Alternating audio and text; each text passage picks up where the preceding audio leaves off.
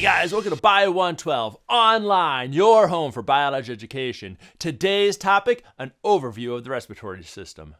When we refer to the respiratory system, we're talking about a group of organs within an animal that are responsible for exchanging gases with the environment. Most importantly, oxygen. Now, that at first doesn't seem all that bad. Oxygen comprises about 21% of the atmosphere. However, it becomes a bit of a challenge in that you first have all of your cells surrounded not by air, but by water. As a result, to get that oxygen from the atmosphere into your body, you first have to get that oxygen to dissolve into water. You then have to have that oxygen move from the water into the body. From the tissue it diffuses into, you then have to move that oxygen to the tissues that need it. So we'll take this one step at a time. The first thing that we want to address is how do you get oxygen into water? This is a bit of a complicated issue because water doesn't particularly hold oxygen very well. Oxygen is not really soluble. This is because it is a nonpolar gas in a polar solvent. As a result, while you might find 21% of the atmosphere as oxygen, once you get to the water, at most you'll get about 21 parts per million.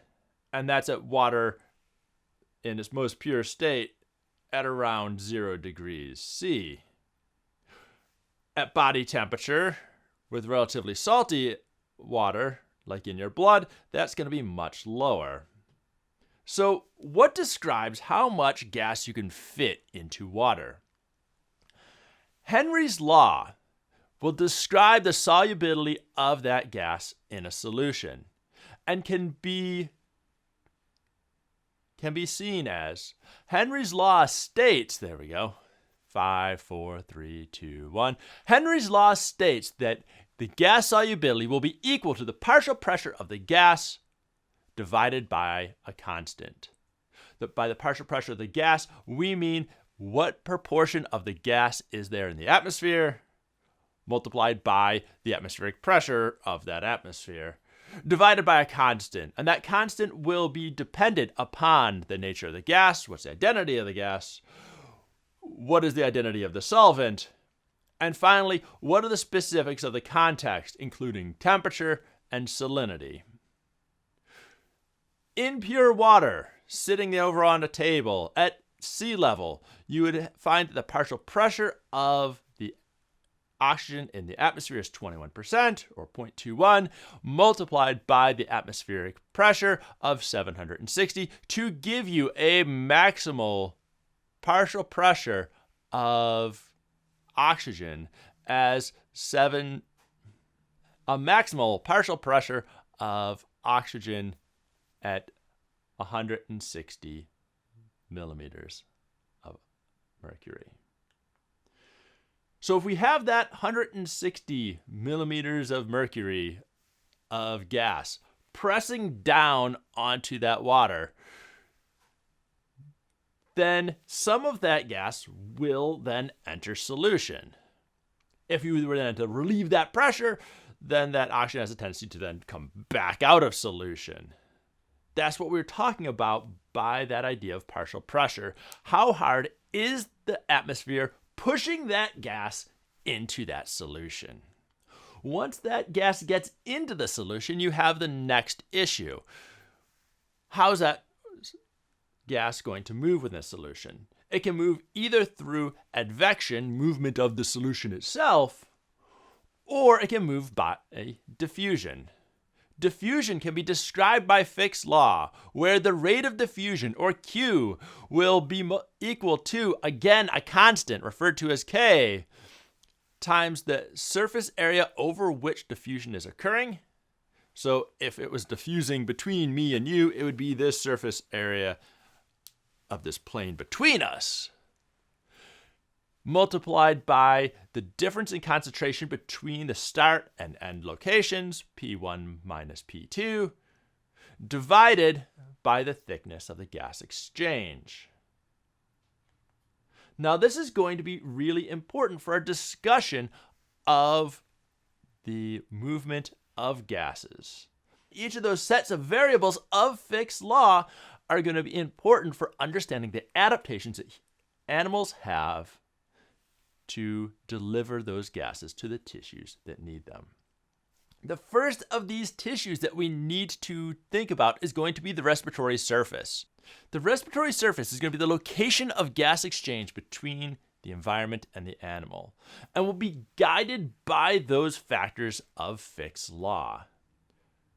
Anytime that you have a larger surface area over which diffusion can occur, then you can speed up the rate of diffusion. If you have a higher concentration gradient on one side versus the other side of that respiratory surface, then you can speed up the rate of diffusion. Finally, if you have a thinner distance over which that diffusion needs to take place, i.e. thinner surface for that respiratory surface, then you can speed up diffusion as well. One of the easiest ways that animals have to go through and do this is through the process of cutaneous breathing, or the exchange of gas through the external surface of the body. Examples of this would be something as simple as jellyfish. Jellyfish don't require gills. They have only a few layers of cells in their body. So half of their cells are externally facing. And so as they're moving through the water, they can simply use their external surface to exchange gases with. Beyond things as simple as jellyfish, you can still see the same general, but some that you see on a more common basis. Example would be some types of amphibians and earthworms. In both of these cases, they are maintaining a layer of water on their surface that oxygen diffuses into and then diffuses across the cuticle or the skin of that animal. So that has some advantages and disadvantages. The advantage, of course, is they don't have to work at all to get the oxygen, it just comes on in. The downsides, of course, is that one, they have to remain moist, and two, that recall we said that one of the limiting factors was going to be distance over which you have that diffusion take place. That means that the cuticle of that organism needs to be thin, and those organisms have a tendency to be rather soft and fragile. If you have an organism that's slightly less soft and less fragile and is a bit more defended, then cutaneous breathing is not going to be a great strategy. As a result, you may have a specialized organ responsible for pulling that oxygen into the body that isn't the skin. We'd refer to that specialized organ used by aquatic organisms to exchange gases with the surrounding environment, particularly water, as a gill. We typically think of gills in the case of fish, and fish have relatively specialized gills. These gills will allow this fish to take up those gases. In addition, they'll be able to move their blood to that zone where the gas exchange is going to take place, and then move that gas to the tissues that need it within the body using a circulatory system. The process of moving the water ends up being relatively critical. We refer to that as ventilation, or the movement of a fluid, either water or air, over a respiratory surface to increase the rate of exchange. This ventilation works by decreasing the distance over which diffusion needs to take place and maximizes the difference in concentration. In a still environment, you will set up a diffusional gradient of a steady change in concentrations as you move closer to the area of respiratory exchange. This will slow down the overall rate of diffusion. By moving that respiratory medium, the fluid, over the surface of the exchange surface, then you disrupt that diffusional gradient, making that diffusional length much shorter, speeding up the overall rate. This can happen in a number of different ways. One of the most efficient ways to do this is referred to as countercurrent exchange. Countercurrent exchange is going to occur whenever you have two fluids moving on opposite sides of an exchange surface going in the opposite directions. Now, the first way to understand how this works is to think about it in its absence. So take a look at concurrent exchange. For that concurrent exchange, while you may have 100% of the oxygen in the water, you have low oxygen blood meets up with it. Therefore, you have a large difference in concentrations, which means that you have a rapid rate of diffusion initially. However, as you move that water relative to the blood is constantly gaining oxygen, the water is constantly losing oxygen, and that difference between those two locations ends up getting less and less till at some point they meet up and are the same. Once they meet up and are the same, then the rate of diffusion stops. For countercurrent exchange, it means that the oxygen in the water is coming one direction and the blood is coming in the opposite direction. This sets up a situation where you have a constant difference in concentration between the water and the blood, and in the end means you can get a larger amount of oxygen into the blood, even though the rate at any one specific point might actually be slower than the maximal possible rate. This is done by fish and is also done by a variety of other types of organisms, particularly things like crayfish and things like certain mollusks, which allow these organisms to have relatively efficient transfer of oxygen from the water to their bodily fluids. But what happens if you move out of the aquatic realm and into areas where oxygen is going to be in the air and the organisms are trying to grab it out of the air? Well, in that case, they need to do all of these steps all at once through a single system. Different organisms have developed different strategies that allow them to do this. For instance, insects use what's referred to as a tracheal system. The tracheal system in insects is a branched air-filled tube system that extends throughout the body and carries oxygen directly to the cells. In this case, they're taking that strategy by taking the air and bringing it almost to the tissue it needs to get to, and then letting it dissolve in water, move across a exchange surface, and then get into the tissues that need it all at once. This is done first by bringing air into the body. This is done through a series of holes along the sides of the abdomen and through the sides of the thorax, which are referred to as sphericals. These sphericals will allow air to move in and then be carried by trachea, which are relatively large tubes for an insect body that are reinforced by chitin that allow the air to circulate into the body. These are then branched off into tracheoles, which are smaller tubes, which will bring these gases to the tissues that need them. Once they get to the tissues that need them, then that gas will dissolve into a fluid medium, move across the exchange surface, and straight into the tissue. At that point, almost the entire insect's body effectively becomes a lung. Many other animals have a different solution for bringing air into their bodies and doing gas exchange.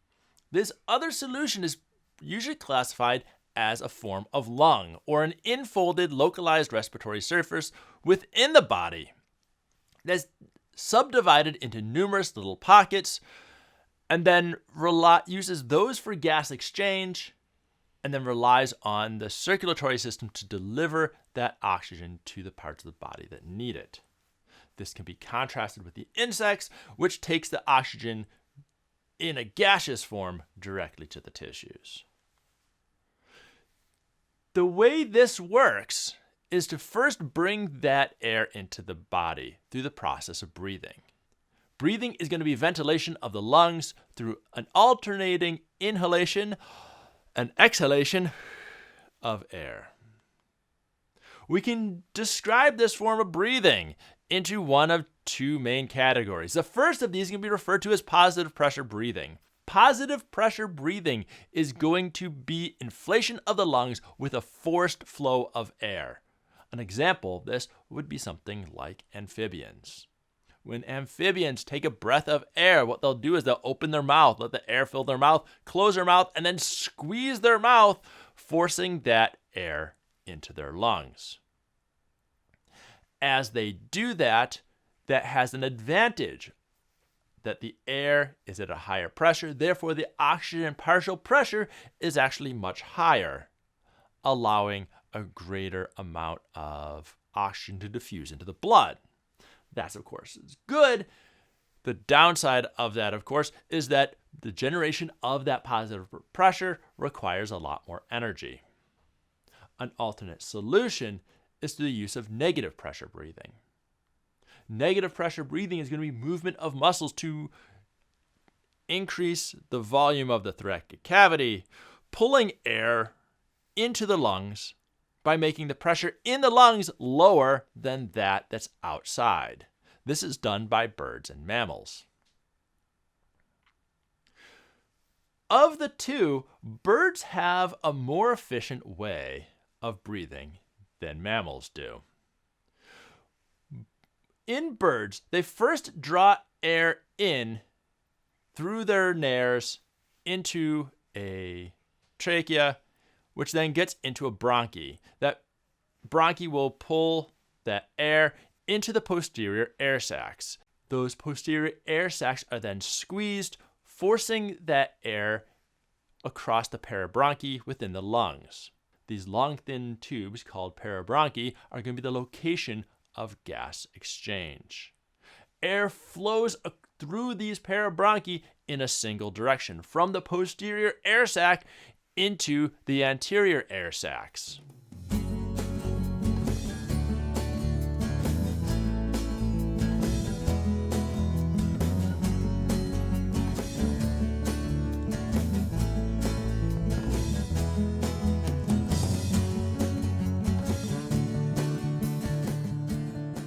For mammals, the system of breathing again is in a lung, but the structure of the lung is going to be different. For mammals, they have lungs that consist of branching ducts that bring air into the lungs in the thoracic cavity. That starts off with our windpipe or our trachea, which brings air into the larynx and then into the bronchi. The bronchi are going to be two branches, one leading into each lung. These branches will then further subbranch into smaller and smaller bronchioles.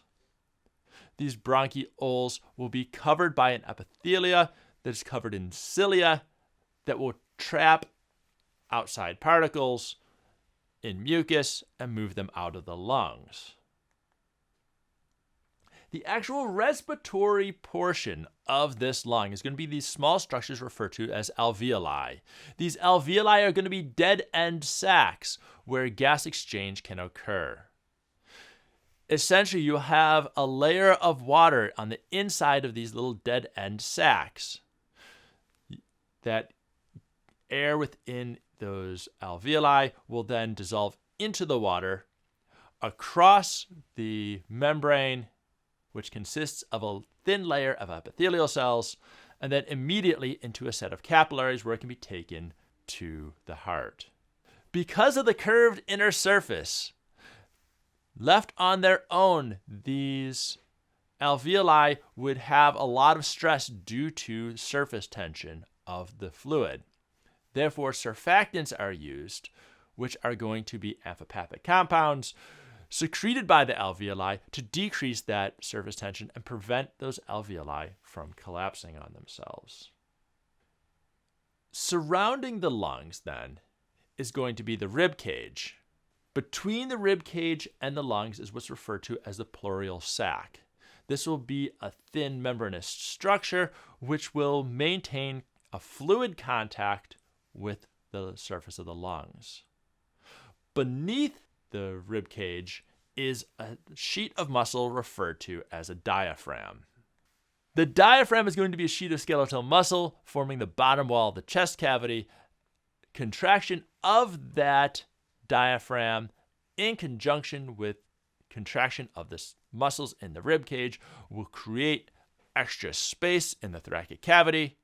That space is then filled with air being pulled into the lungs.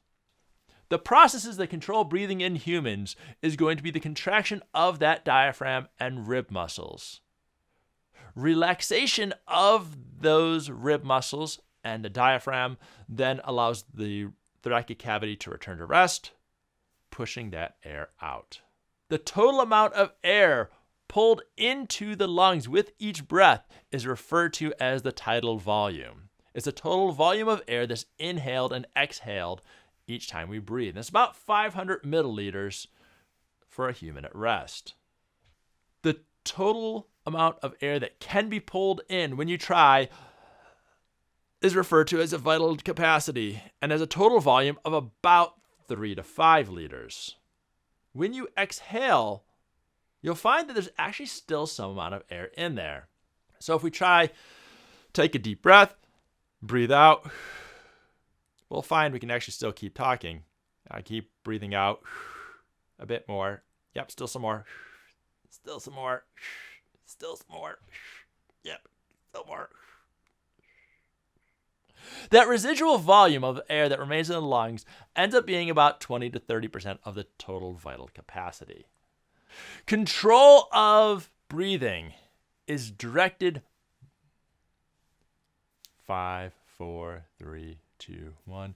Control of your rate of breathing is directed by the brain, particularly by the medulla oblongata. This will set the basic rhythm for inhalation and exhalation within the lungs. The transitions between breathing in and breathing out are then modified by the pons. Most of the time, this is going to be a relatively involuntary process. However, as you can tell as you're talking and taking a deep breath, you do have the ability to use more voluntary muscles to adjust it. The medulla oblongata will use a sensor to determine what the homeostasis for breathing should be. That sensor is actually detecting the pH of the spinal cerebral fluid surrounding the medulla oblongata. So how is the pH of the cerebral spinal fluid going to inform us how fast we should be breathing? This is going to come down to the fact that carbon dioxide, when it is in contact with water, has a tendency to like to make friends. It will join up with the water, forming a hydrogen ion and a bicarbonate ion. Taken together, these are referred to as carbonic acid. Therefore, as you have higher amounts of carbon dioxide in the blood, you have more carbonic acid, which means the pH begins to drop. If the pH begins to drop too much, the medulla oblongata will detect this fact and will then begin to increase the rate and depth of breathing. This is also going to be informed by activation of the sympathetic nervous system. A secondary control system that will provide input to the medulla is going to be a series of sensors found on the walls of the aorta and the carotid arteries. These locations are going to have some of the highest concentrations of oxygen in the blood because they're coming straight out of the left ventricle. As a result, if these locations end up having lower concentrations of oxygen, then it is an indication that the body needs to have more breath and to inhale more frequently. So we've described the process of getting oxygen from the air into water through Henry's law. From water into the respiratory surfaces and into the bodily fluids through our discussions of Fick's law and respiratory surfaces. But what we haven't talked about yet is the movement of those bodily fluids and delivery of that oxygen to the tissues that need it. But that is the topic of the next video. And so until then, stay safe, stay healthy, and I'll see you later.